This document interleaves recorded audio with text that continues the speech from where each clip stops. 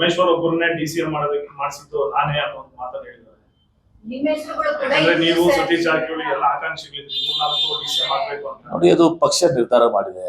ಸಿದ್ದರಾಮಯ್ಯ ಅವರು ಸ್ವತಃ ಹೇಳಿದಾರಲ್ಲ, ನಮ್ಮ ಮುಂದೂ ಹೇಳಿದ್ದಾರೆ, ಅವರು ಮೊದಲು ಕೂಡ ಹೇಳಿದ್ದಾರೆ.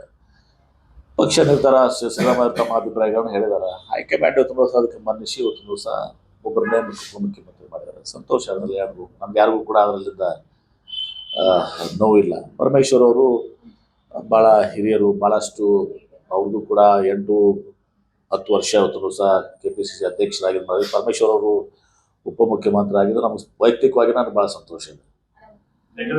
ನೋಡೋಣಂತೆ. ಹೆಚ್ಚುವರಿ DCMಗೆ ಮೊದಲು ಸಿದ್ದರಾಮಯ್ಯ ಕೂಡ ಅದನ್ನ ಪ್ರಸ್ತಾಪ ಮಾಡ್ತಾ ಇತ್ತು ಆಗ್ಬೇಕು ಅಂತ. ನೋಡಿ, ನಮ್ಮ ಪಕ್ಷದಲ್ಲಿ ಹೈಕಮಾಂಡ್ ಅಂತಿಮ. ನಾನು ಪದೇ ನಿಮ್ಗೆ ಹೇಳಿದ್ದೀನಿ, ನಾನು ಇದಕ್ಕೆ ಏನೇ ಇದ್ರು ಕೂಡ ನಾವು 4 ಗೋಡೆ ಮಧ್ಯೆ ಚರ್ಚೆ ಮಾಡ್ತೀವಿ. ಅದಿರ್ಲಿ, ಇವತ್ತೊಂದು ದಿವಸ ಪಕ್ಷ ಏನ್ ನಿರ್ಧಾರ ಮಾಡ್ತದೆ ಅದನ್ನ ನಾವು ಇವತ್ತು ದಿವಸ ಒಪ್ಕೊಳ್ತೀವಿ. ಅದೆಲ್ಲವೂ ಕೂಡ ನೋಡಿ, ಅದೆಲ್ಲವೂ ಕೂಡ ಕೇಂದ್ರ ನಾಯಕರು ಅದನ್ನ ನಮ್ಮ ಹೈಕಮಾಂಡ್ ಅದನ್ನ ಗಮನಕ್ಕೆ ತೆಗೆದುಕೊಂಡಿರ್ತದೆ. ಎಲ್ಲ ವಿಚಾರ ಮಾಡ್ಕೊಂಡು ಅವ್ರು ದಿವಸ ಮಾಡಿರ್ತಾರೆ. ಅದು ಪ್ರಶ್ನೆ ಮಾಡುವಂತ ಪ್ರಶ್ನೆ ಇಲ್ಲ. ಈಗ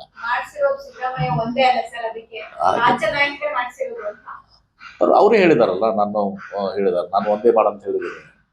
ಅವ್ರದ್ದು ಅಭಿಪ್ರಾಯ ಇರ್ಬೋದು. ಬಹುತೇಕ ಬಹಳಷ್ಟು ಮಂದಿ ಉಪಮುಖ್ಯಮಂತ್ರಿ ಆದರೆ ಅದಕ್ಕೆ ಸೂಕ್ತವಾದಂಥ ಒಂದು ಇದು ಇಲ್ಲ, ಬಹಳಷ್ಟು ಗೊಂದಲ ಆಗ್ತದೆ. ಇದೆಲ್ಲ ಏನೋ ಅವ್ರದ್ದೇ ಆದ ವಿಚಾರಗಳು ಇರ್ಬೋದು.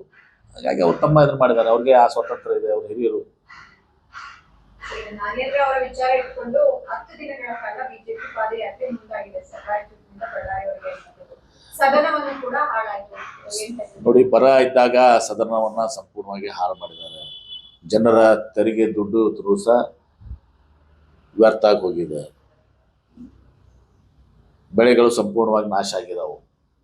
2 ಬಾರಿ ಬಿತ್ತನೆ ಆಗಿದಾವು. ನಾನು ಹೇಳಿದ್ದೀನಲ್ಲ ಲಾಸ್ಟ್ ಟೈಮ್ ಕೂಡ. ಆಮೇಲೆ ಇವರು ನಾಗೇಂದ್ರ ಅವರ ವಿಚಾರದಲ್ಲಿ ಇವತ್ತು ಏನ್ ಮಾಡ್ತಾರೆ, ಇವ್ರಿಗೆ ಏನಾಗಿತ್ತು ತಾವು ನೋಡಿದಿರಲ್ಲ. ಅಸ್ಸಾಂ ಚೀಫ್ ಮಿನಿಸ್ಟರು ಎಷ್ಟೆಷ್ಟು ಮಂದಿ ಇವರು, ಅಶೋಕ್ ಚೌಹಾಣ್ ಅವರು, ಅಜಿತ್ ಪವಾರ್ ಅವರು, ಇವರ ನಿರ್ವಹಿಸಿದೆ. ಮೋದಿಯವರೇ ಟೀಕೆ ಮಾಡಿದ್ರು ಕರಪ್ಟ್ ಅಂತ ಹೇಳಿ. ಮತ್ತು ಅವ್ರನ್ನ ಮುಖ್ಯಮಂತ್ರಿಗಳನ್ನ ಮಾಡಿದ್ರು. ಅದಕ್ಕೆ ಸ್ಟ್ರೈಕ್ ಮಾಡ್ಬೇಕಲ್ಲ ಇವರು. ಎಷ್ಟು ಜನ ಇಲ್ಲ, ಉದಾಹರಣೆ ಕೊಟ್ಟರೆ ಒಂದು 20 ಉದಾಹರಣೆ ಬರ್ತಾವೆ. ಬಿಜೆಪಿ ವಾಷಿಂಗ್ ಮಷಿನ್ ನಲ್ಲಿ ಕ್ಲೀನ್ ಮಾಡಿ ಮತ್ತು ಮೋದಿಯವರೇ ಟೀಕೆ ಮಾಡಿದ್ದಾರೆ. ಇಂಥ ಭ್ರಷ್ಟವನ್ನು ಅವರು ನಮ್ಮ ಪಕ್ಷದಲ್ಲಿದ್ದಾಗ ಅಥವಾ ಬೇರೆ ಪಕ್ಷದಲ್ಲಿದ್ದಾಗ ಅವ್ರು ಟೀಕೆ ಮಾಡಿದ್ದಾರೆ. ಹಿಮಂತ್ ಪಾಸ್ವಾ ಬಗ್ಗೆ ಮಾತಾಡಿದ್ದಾರೆ. ಅವ್ರದೇ ಮೋದಿ ಎಲ್ಲ ಇದರಲ್ಲಿ ಇದಾವೆ ನೋಡಿದ್ರಿ. ಇಲ್ಲಿ ಬಂದು ಇದು ಆಗಿದ್ದಾರೆ. ಅಶೋಕ್ ಚೌಹಾಣ್ ಬಗ್ಗೆ ಮಾತನಾಡಿದ್ದಾರೆ. ಹಿಂದೆ ಅಜಿತ್ ಪವಾರ್ ಬಗ್ಗೆ ಮಾತನಾಡಿದ್ರು.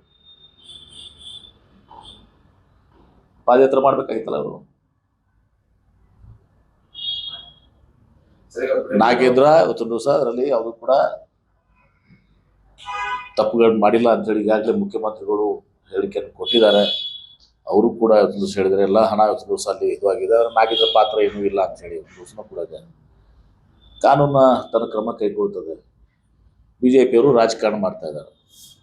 ಹೆಚ್ಚಿನ ವಿಡಿಯೋಗಳಿಗೆ ಪ್ರತಿಧ್ವನಿ ಯೂಟ್ಯೂಬ್ ಚಾನೆಲ್ ಸಬ್ಸ್ಕ್ರೈಬ್ ಮಾಡಿ, ಬೆಲ್ ಐಕಾನ್ ಕ್ಲಿಕ್ ಮಾಡಿ.